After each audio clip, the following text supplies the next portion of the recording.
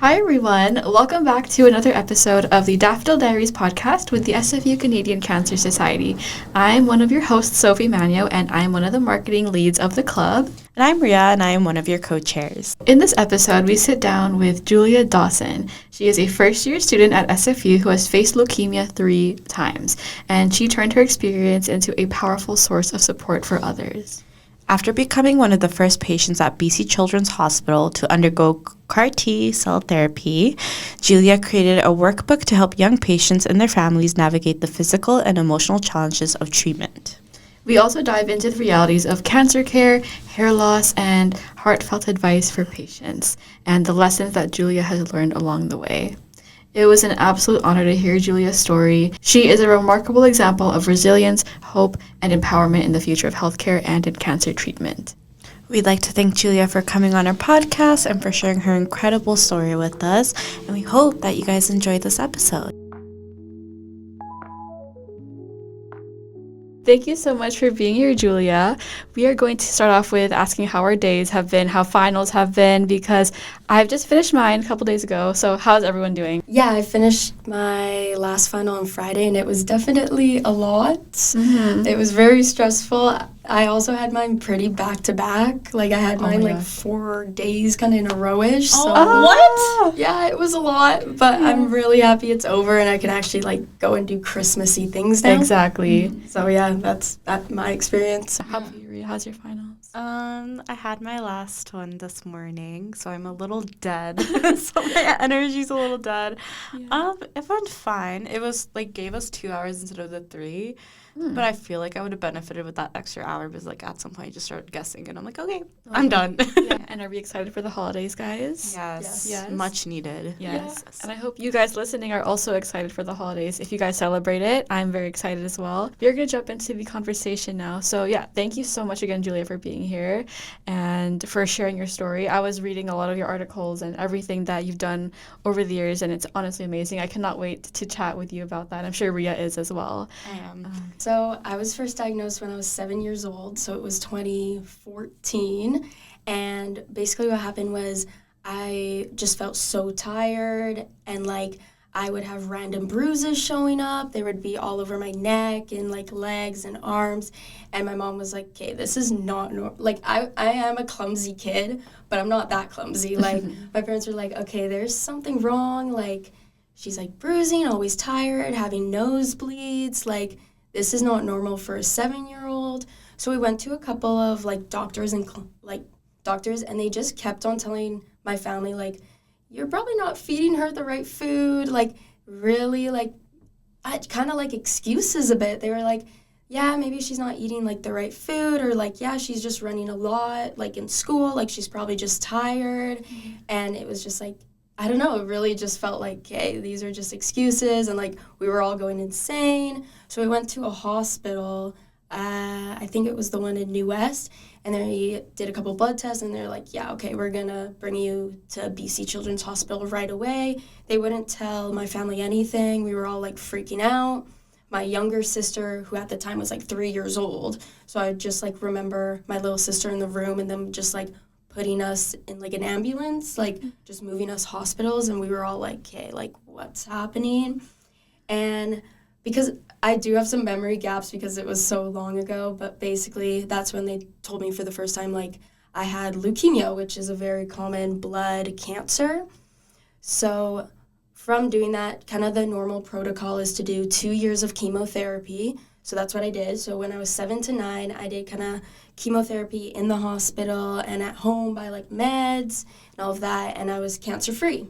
And then it kind of went on to middle school. Where I'm from, there's middle school. So it was second year of middle school, so grade 7. So I think I just turned 13, and the same thing was kind of happening. I had the bruises and the nosebleeds, and I was like, okay, this feels familiar, something's happening. So we went to the hospital, and BC Children's this time, to my oncologist, and they were like, yeah, we'll do a biopsy, but the leukemia's back, especially with these symptoms. I was like, okay, and then I did another 2 years of chemotherapy because that was just the protocol, and they were like, it worked so well before, so let's just do it again. So we did that, and then everything was good for 5 years, and then the summer before grade 12, I was actually in the middle of a softball tournament. And I just remember I just like fainted in the middle of the field. And I was just like, and I woke up and I remember feeling like, okay, like something's wrong. Like I just like felt it. I was just like, something's wrong. Like I know it. And I would tell like my parents, I was like, and my doctor, I was like, I know something's off. And they're like, no, you're just like, it might just be overthinking or like trauma. I was like, no, like something's off. Like I feel it. And it took a whole month of like blood tests for them to realize like, oh shoot, like something is wrong. Your cancer is back for the third time. So that's kind of like the 3 ways I found out, I guess, because I was diagnosed 3 different times. So yeah, that was each kind of way I found out. I find it crazy that they were still dismissive the 3rd time around, like after like, well, I have history twice and now you're still being dismissive. That like, trust me, I know my body. No, I know. I was like, for a month, I thought I was going insane. Yeah. Like I was like, oh my gosh, like I'm going insane. Like, and I think I told my mom over and over again, like something's wrong. Like I'm going insane. Like I kept on saying it. I was like, something's wrong. Something's wrong. And I was like, and I tried a couple of times. I was like, okay, let me step away, go on a hike or something, like kind of reset my mindset, because maybe it's just like I'm just like overthinking it, and being in the same environments is just making me overthink it.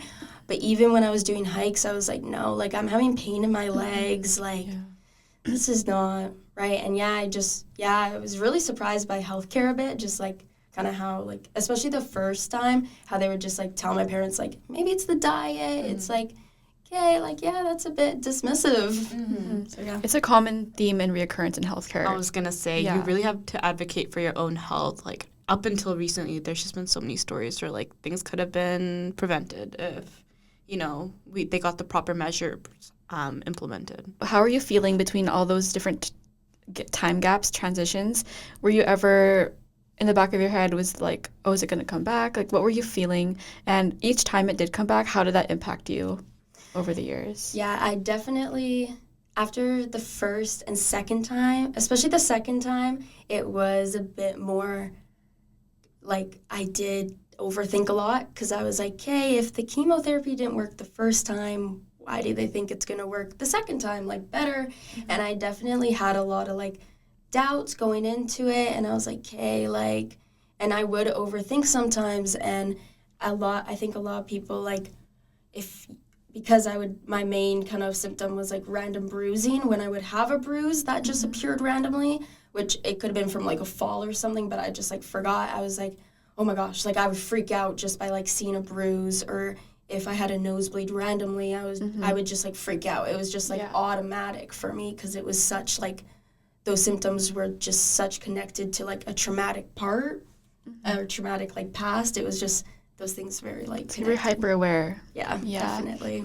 And for those of you who don't know what chemotherapy is, do you mind explaining how chemo works? Chemotherapy is basically all these like drugs they use to like take out the cancer cells, but not only does it take out cancer cells, it also takes out some healthy cells to like help improve your immune system, and it also takes out like hair follicle cells, which is why in most cases cancer patients do become bald. But yeah, it basically wipes out all your cells, and then your body is trying to like build the cells back without also like having the cancer cells grow with it. So it's basically drugs that wipe out your cells, including cancer cells, basically what it is. So with your 3rd reoccurrence with cancer, you went through this new, I guess you could call like treatment, with T-cell, is it T-cell therapy? CAR T-cell therapy. CAR T-cell therapy. So we did, both of us read your article, and there was something that really stood out to me, and it was that the doctors didn't even know what the side effects would be because it was so new.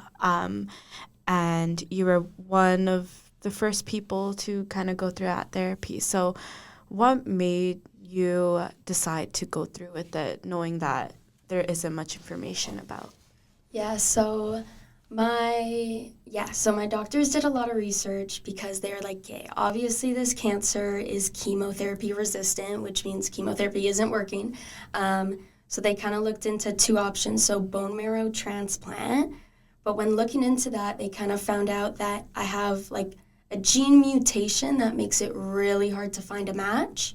So they tested my parents and they weren't a match. My sister wasn't, and uncle, no, they couldn't find any matches for me. So they're like, okay, like what else is there out there? So they kind of found CAR T-cell therapy, which is basically an immune therapy that they take out your T cells and they re-engineer them, put them back into your body to attack the cancer cells, is basically what the treatment is.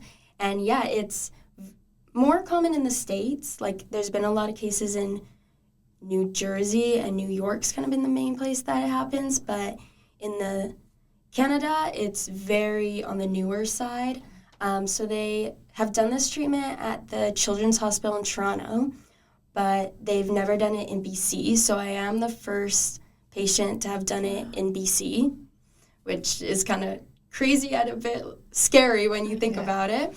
So kind of the symptoms part, because like with chemotherapy, it's been for such a long time, they're like, hey, we know the long-term effects. We know some patients get chemo brain or like different side effects, but they're like, just because CAR T-cell hasn't been here for like, it's only 8 years old, they're like, we don't know what the long-term side effects are. So that was definitely scary going into that, but it was kind of like, I didn't really have a choice. Like it was like, hey, this is the option for me. So yeah, that's kind of. Yeah. Well, you're so amazing for that, and just so courageous to go through with that, because it's like, again, you didn't really have a choice because all of these other options weren't working, and it's just like kind of defeating. So no, you're amazing for that. Yeah. I also think it's really empowering too.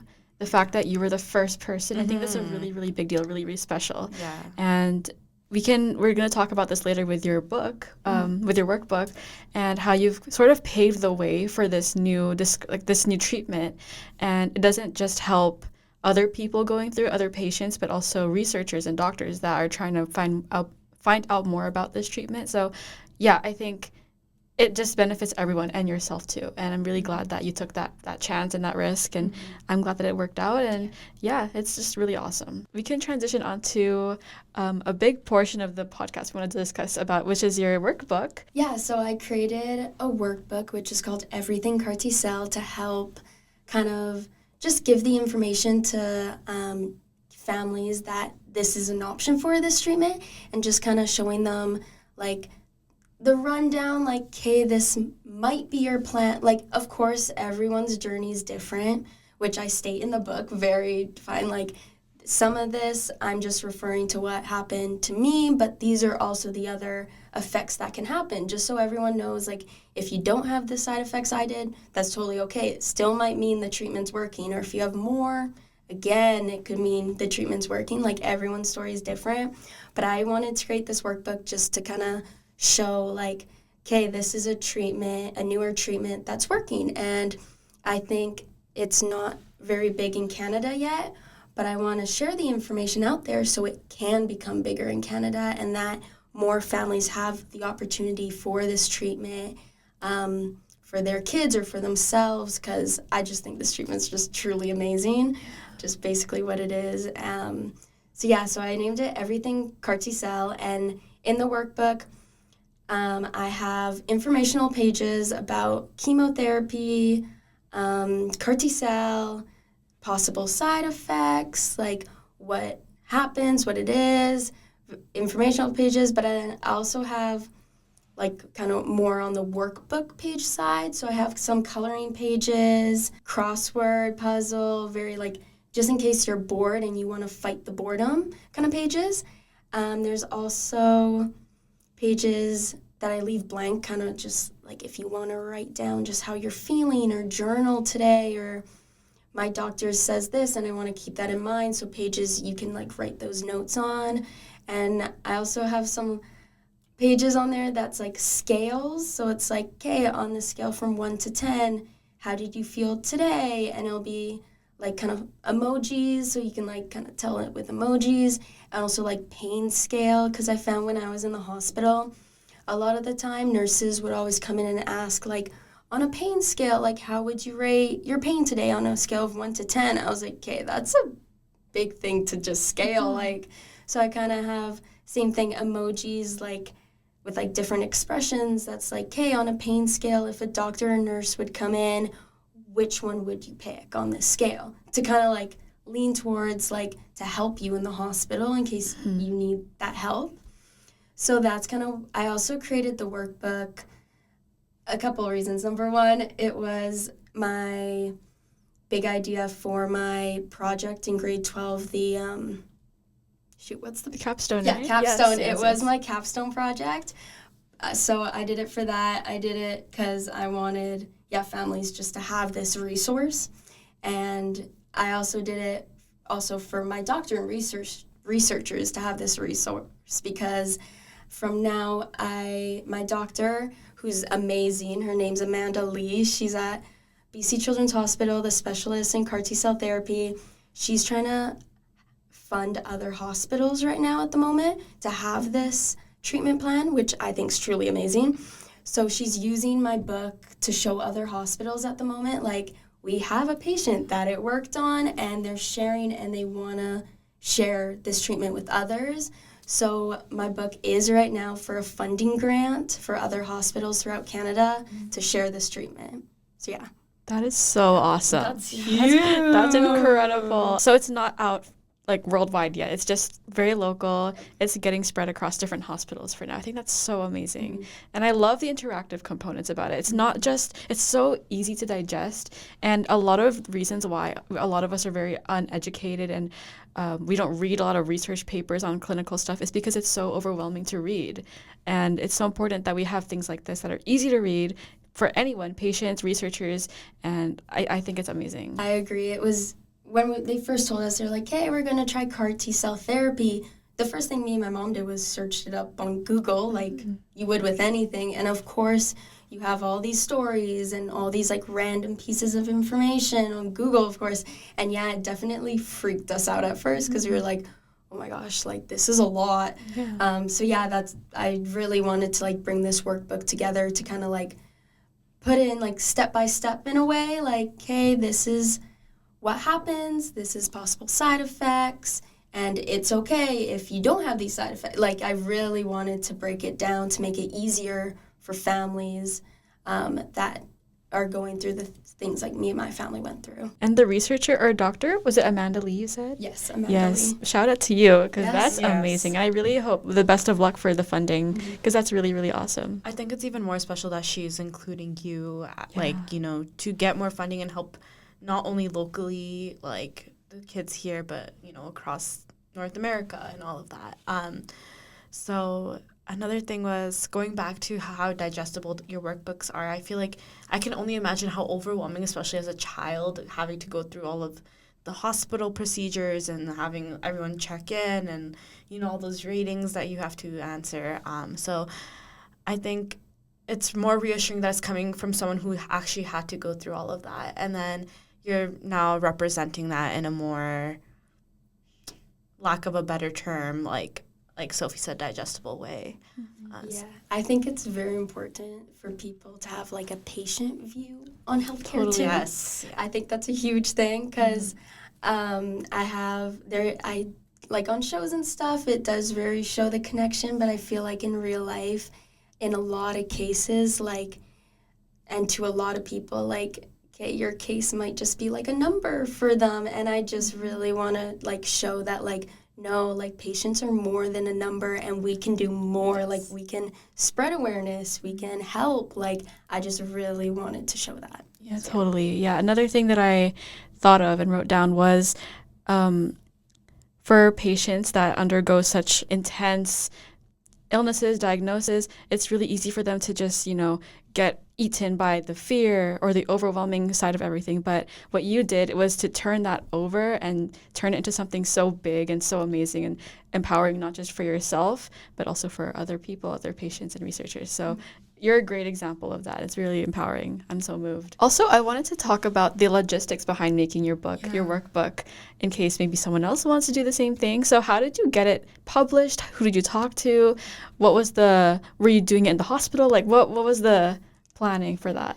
So kind of the first kind of step was my capstone, because that was kind of what happened first, because the whole first term of grade 12, I was in the hospital, because with CAR T-cell, you have to stay in the hospital for, like, chemotherapy, and then you do the CAR T-cell, and then you're isolated for, like, I was isolated for a month and a half, but it can be, like, between 1 to 3 months.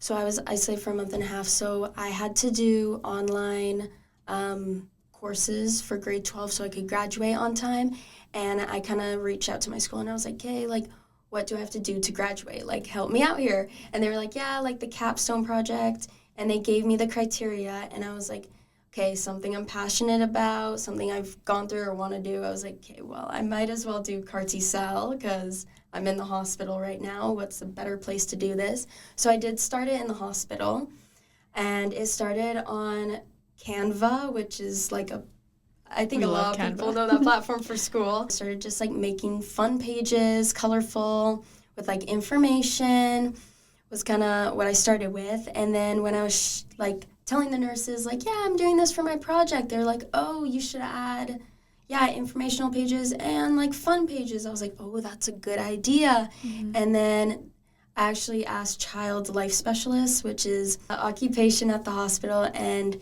it's these amazing people who just help bring joy to people and bring like games and just try like lighten your day up. So it was also, and they also bring like resources too, is their big thing too. They try like connect people with like organizations.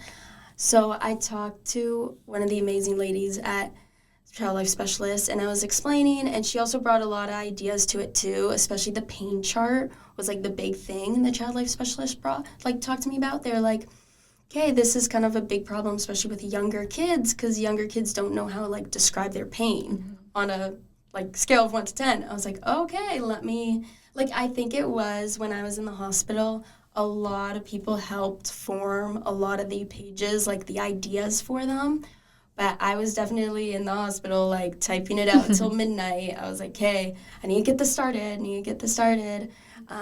So, yeah, that's kind of how I started making it. That's awesome. Yeah, I'm glad that everyone was involved in it in some way and all the help that you got. It's really, really awesome. And you got, like, different perspectives from, like, it's like, oh, I wouldn't have thought of that. Like, that's cool. No, I love the different perspectives because I would never have thought of the pain scale, really, because as a teenager, you can describe what you're feeling more to doctors than, of course, little kids. Mm-hmm. So just hearing that was also kind of a problem for little kids. I was like, okay, let me make this to help them out. So awesome. I love how inclusive it is for, like, the age range. And do you have, like, your own copy at home, too? I do, yeah. Yay! How many copies are out, actually? Do you know? Not very many at the moment, but I know in the new year, there's a printer that I'm kind of connected to that are hoping to print out a whole bunch of new copies. That's so exciting. So I know a lot of people who want a copy. Like, a lot of my high school teachers have been asking for them. So I can't wait to get a whole bunch of new copies so I can just, like, start, like, sharing them. That's so awesome. We're so excited for you. We also want a copy. Yes. On behalf of SFU. I'll add you guys to the list. And that just shows, like, how much passion can take you, how far your passion can take you. What starts out small can make such a great impact. We can now transition onto your second article, which talks more about your hair journey. In this article, it's called the Thanks My Oncologist Does My Hair. I love the title. I love the title, honestly, yeah. You answer a lot of questions about what it's like to be bald and all the emotional and mental aspects about it. Let's first start off with educating everyone again on why exactly cancer patients lose their hair. I know you talked about how chemo is a big part of it, but are there other reasons why? Other treatments that cause hair loss? Is it just a thing that cancer does? Yeah, so, I don't think a lot of people know this, but it's actually not the cancer itself that wipes out the hair. Sorry, not wipe out. Like, the hair falls out, basically. It's the chemotherapy and, like, medicine and drugs. I'm not sure about radiation. Personally, I haven't gone through radiation. So I can't speak on that terms, of course, but I know chemotherapy does wipe out all cells, which includes hair cells.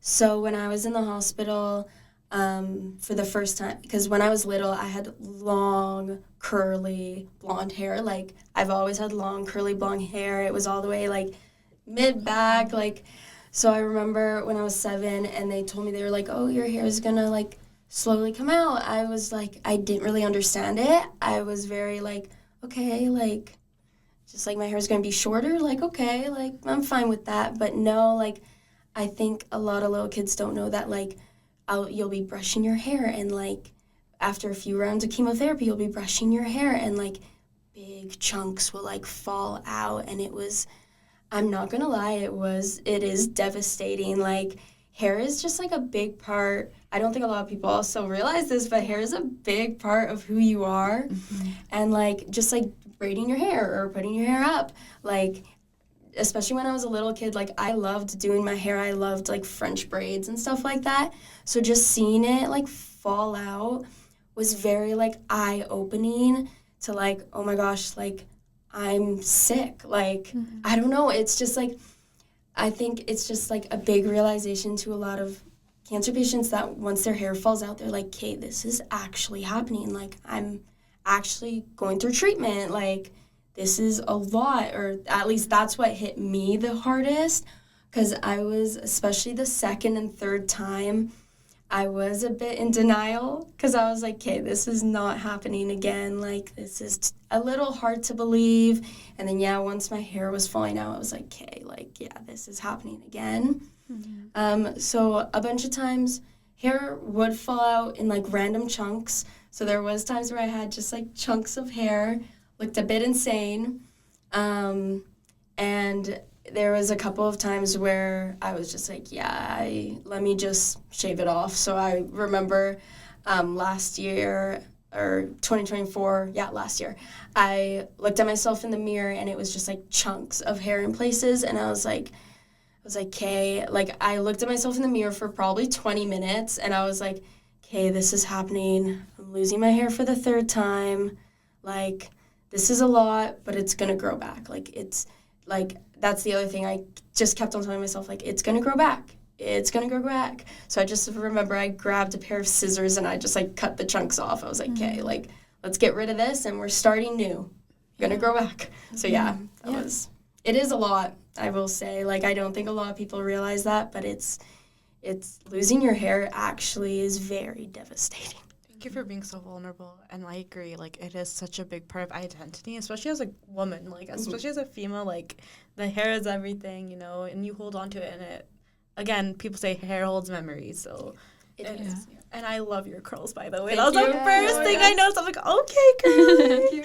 I love it. Thank you. But, yeah, I think the other hard part of losing your hair is just going out in public, bald and with short hair, because I think a lot of people, like, it sucks, but I think a lot of people just, like, assume a lot of things when you have shorter hair, especially when you're kind of at, like, the peach fuzz, buzz cut phase. I think a lot of people, I have gotten asked if I was a boy a couple of times, you know, and I'm like, no, and they're like, oh, sorry, your hair is short, and I'm like, yeah, well, like, I didn't choose it. Why are we assigning gender to hair? Like, that and also, why are we just pointing assuming things out? That, yeah. How did that kind of touch on your self-esteem, especially, like, you said your second diagnosis when you were 13-ish, so, like, that's, like, such a critical period for, like, when kids get really aware of their self-image and all of that, and especially in high school, like, you were saying you had your third diagnosis last year and you're still in high school, so kind of how did that play a role in your self-esteem today, and how did you work through any adversities?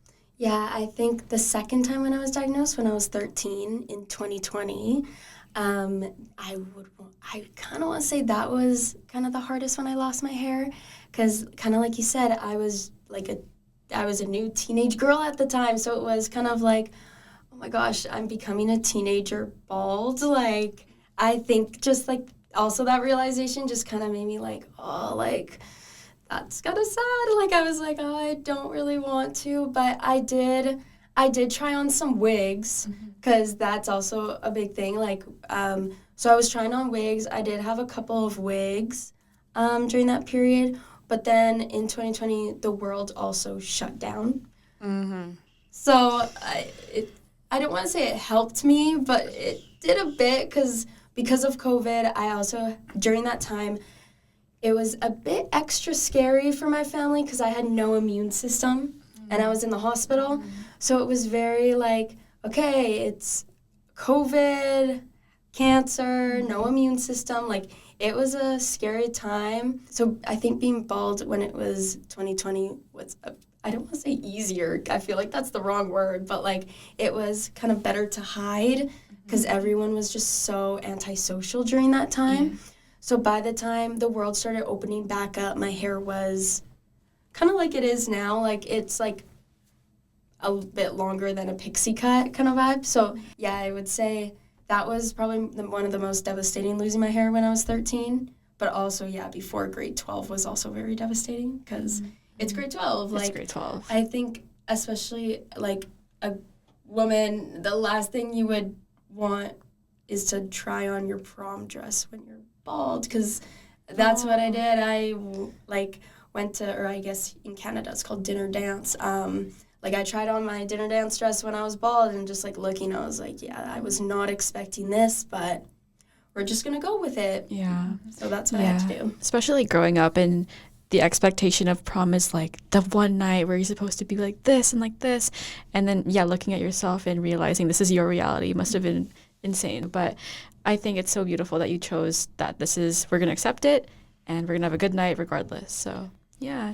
In your article, I read, like, some of the things, like, some things you could say when people, like, point out that you're bald. I really loved, like, the little lines you had. I'm that's so clever to add. But how did you, like, navigate, like, people, like, I would say kind of being ignorant or, like, I don't know, just, like... Yeah, I'm not gonna lie, I was completely honest. Yeah. Maybe a couple of times it would get to me. Yeah. Because there's been a couple of times where I've gone to Starbucks, like, early in the morning, and I'm just like, okay, I'm just going to be completely bald today. Like, I don't care. Like, I'm just going to let it show. Like, so I would go, and I would definitely get glances, and I have had people like, oh, like, what happened to your hair? And I'm like, I lost it to chemo.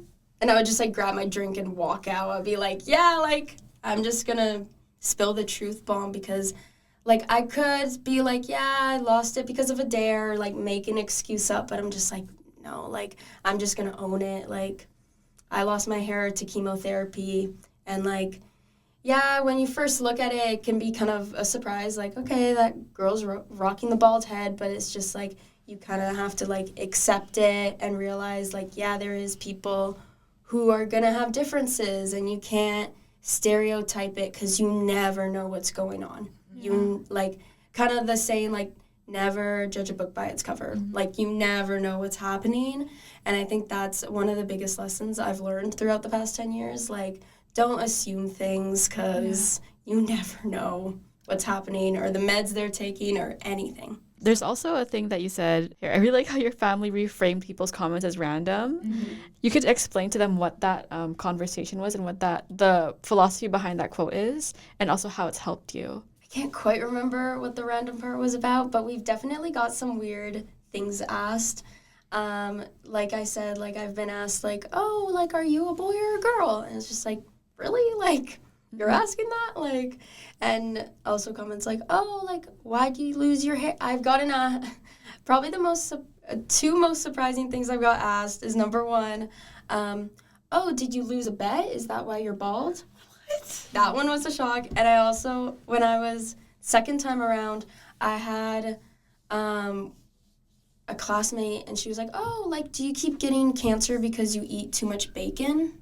Sorry, girl. What? And I was like, no, like, I've gotten some random comments, and just kind of, like, my family's just kind of, like, made up lines to just, like, go with it, because it's just, like, for a while, it was just, like, sadly, like, it was kind of our normal, like, okay, we're gonna get these comments from time to time, like, let's just go with it or tell them the truth, and just, like, you can't get mad, you can't, because, like, you just can't.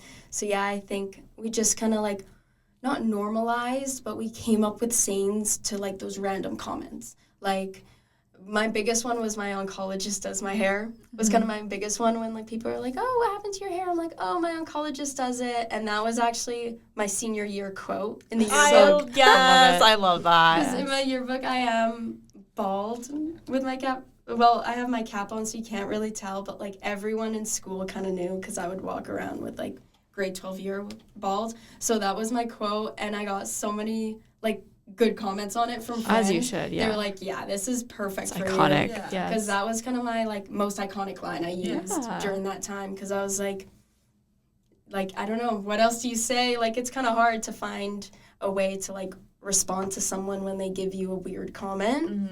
Definitely, but yeah. I think it's all about, like, flipping that narrative and just, like, okay, well, I have to do with what I have to do with.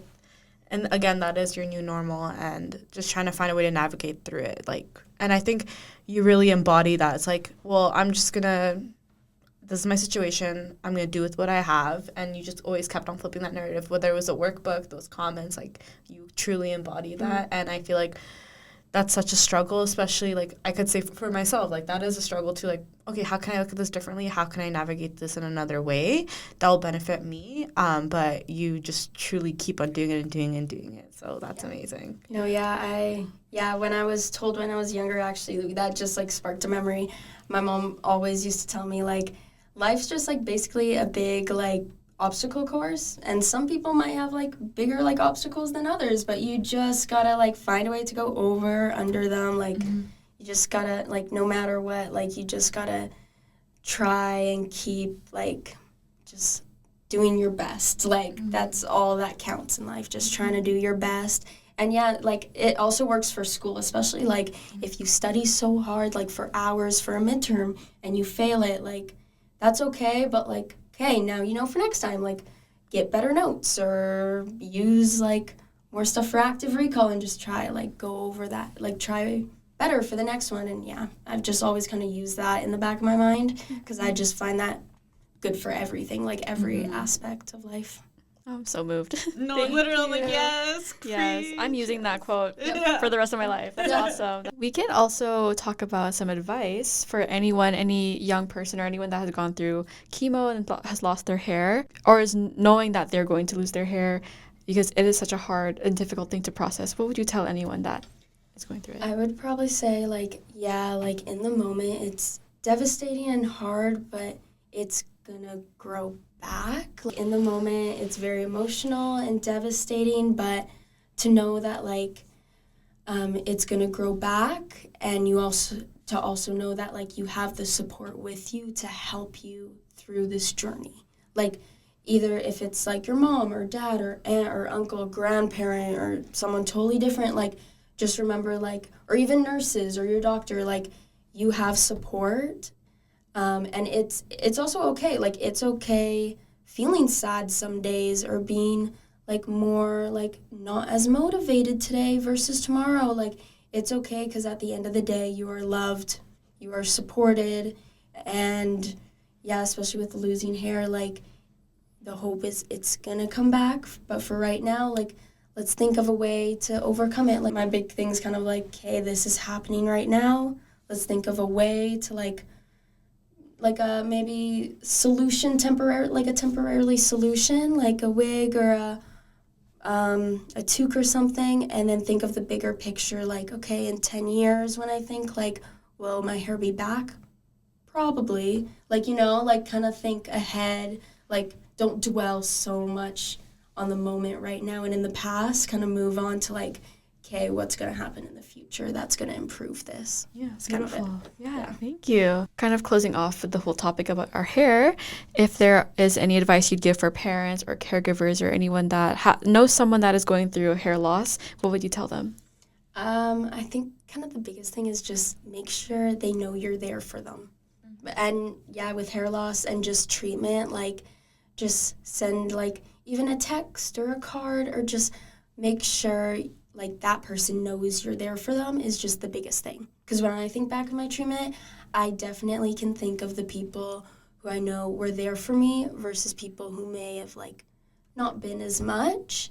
And I just, like, I feel like especially in traumatic moments, you kind of realize, like, okay, like, these are the people who I know will help and who will be there for me and who will love me, like, even when I'm at my worst. Like, that's kind of what I would tell, like, caregivers or just family members or anyone, if you have a friend or anything going for treatment, is just, like, just let them know you're there for them. Yeah. It's my biggest thing. And I'm glad that you had those people for your life. We're going to talk more about education since you are in university now, and also your future, your career path, because you are studying health sciences, which is so amazing.